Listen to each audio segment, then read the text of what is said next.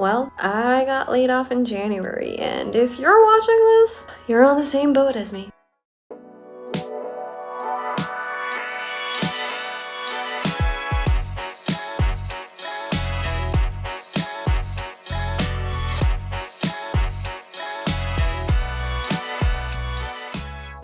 I had only heard stories of people getting laid off, and I actually never thought it would ever happen to me, but here we are. I got a message from my boss midday, and little did I know what was about to happen. I joined a call, and on the call, there's my boss, my boss's boss, HR, and I was just like, "Hi everyone, how are you?" And it was just like silent. It just felt super inhuman. Like there was no one's cameras were on. My boss was reading from a script, and I could tell she was really upset. I could tell she probably had cried. She let me know the news, and it was just very like, oh. So when I got off the call, I was like, dang, like that actually just happened. And it really hit when a few hours later, I checked my phone, and I had been pulled from Teams and Outlook. That's when it really was like, this actually just freaking happened. As you can imagine, the next few days were just a lot of highs, a lot of lows. I was either applying on LinkedIn like crazy, or I was laying on the couch like a potato. And I knew that this wasn't going to work out in my favor unless I had a game plan. And this is my 8-step game plan. So number 1 is apply for unemployment benefits. And depending on your state, you would want to do this as soon as possible. So each week you are going to get a certain amount of money by the government for a specific amount of duration. So this is just a way for financial support. So for example, in Pennsylvania, they said that I needed to apply immediately after getting laid off. So check out your state's website. What are their unemployment benefits say? Apply. And for example, I could be getting $400 per week for a span of 6 months. So this is something you want to do as soon as possible, depending on your state. And this is a step I would not skip at all. Number 2 is take the time off. As soon as I got laid off, I was so frantic. I was in the state of just franticness. Like literally 2 hours after I got laid off, I'm like, what am I gonna do? I went onto LinkedIn and I was like applying like crazy. And I had to like take a step back and be like, why am I doing this from the state of lack, the state of panicness?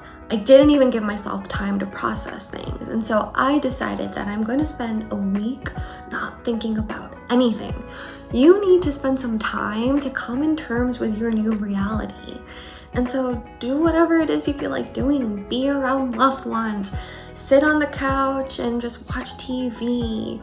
Eat some ice cream. This is a time that is hard. And so just show some compassion and love to yourself before you go into survival mode. Number 3, assess finances. Look at your financial situation now. What are your monthly bills? What are your savings? Is there anything you need to be cutting off? So for me, it's like my manicures, my pedicures, just like kind of eating out. I have to cut that down financially. What is it that you are able to do? Maybe you need to get a part-time job. Maybe you need to sell a car. It could be literally anything, but it's so important to assess your financial situation just so it feels like you have more control. 4 is career reflection. I think it's so important for us to look back at our most recent role. I know we just got laid off, but it's so important to look back and think about the things that we loved about this role.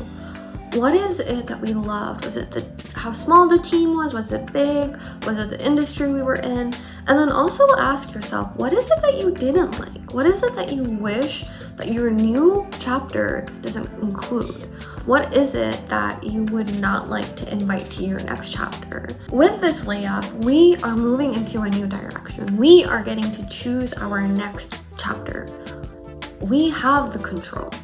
So career reflection allows you to look back at your current role and just realize what is it that you want for your new chapter. One thing that I did literally the day after of getting laid off was I reached out to colleagues and my boss to give me a recommendation. It's something I even knew I needed for my portfolio. And not only was it just about the portfolio, but I soon realized after getting it, I was like I'm not much of a failure as I thought I was. Like, hey, like I actually have accomplishments. I've actually done good work. I just felt better about myself. So I would get those recommendations as soon as you can, just so you realize like how amazing you actually are. You're amazing! Look at you! And that this layoff does not define you. 5, it is time to spruce up your resume and your portfolio.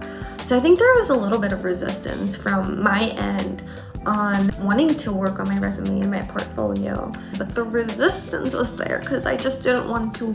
I don't know, I felt like there was a little bit of fear of like, oh my god, like what if I have nothing to write? And it was all in my head, of course, and so I was avoiding it. But as soon as I started writing my resume, I was like, oh my god, all these accomplishments, all these projects I've worked on, all these things I've done just made me see how much I have grown as a person in the last few years at my most current role. And so spruce up that resume, spruce up that portfolio. If you are in LinkedIn, which I highly recommend you should be on, spruce up that LinkedIn portfolio, update it. So now 6 is literally build a routine. I knew that this was an opportunity for me to step into my new chapter, but it also meant that I had more time to build a routine around job hunting. So let's say that in a day, I only dedicate 1 to 3 p.m. for job hunting, and I would dedicate other things that I've been wanting to do for a very long time, but I've avoided.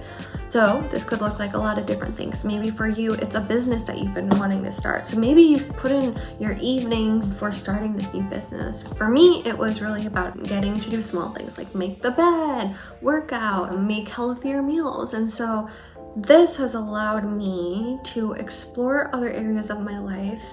And now I have a set routine, literally on my calendar, on my Google Calendar. I have job hunting from like 1 to 3, playtime, which is literally time for me to play with other things that I've been wanting to do. Job hunting isn't your life. Like, it's not the only thing that you're doing, because eventually you are going to burn out. Applying to like multiple places is just really exhausting. And so you want to make sure you have a routine that is supportive, that makes you feel good about your day, that grounds you. Explore. This is a time to explore a little and build a routine around job hunting. 7, the more obvious one, is the actual job hunting. So applying using different platforms that call to you. For me personally, I only use LinkedIn just because I know it so well and I've just been doing it for a while now. And then 8, so a lot of mistakes that people make is that they are just applying to jobs. Like apply. When you apply for a job, you want to reverse network. And that's what number 8 is. Reverse network the shit out of the jobs that you are applying to. What does that even mean? So what that means is when you apply to a job, you reach out to the people in that company, that potential team, the potential hiring manager, the potential recruiter, and you try to understand what it is they are looking for in an ideal candidate. I have another video up there that I will link so you guys can see how to go actually do it on LinkedIn. But the goal with this is that when you apply to a job, there are thousands of other people, thousands of other applicants. How do you make yourself visible? How do you ensure that your resume is actually seen? And that's where reverse networking comes in. And when you reach out to these people, it's not about like, can you please give me your photo? No, it's like, can you and I connect? It's about creating a connection and really understanding what it is that this role offers. So yeah, this is my 8-step game plan. If you have any questions, feel free to reach out below in the comments, but just know you are not alone. Try to see this as a new chapter that you have control of, a new chapter where you get to make decisions for yourself. So yeah, I hope this helps you guys, and until next time.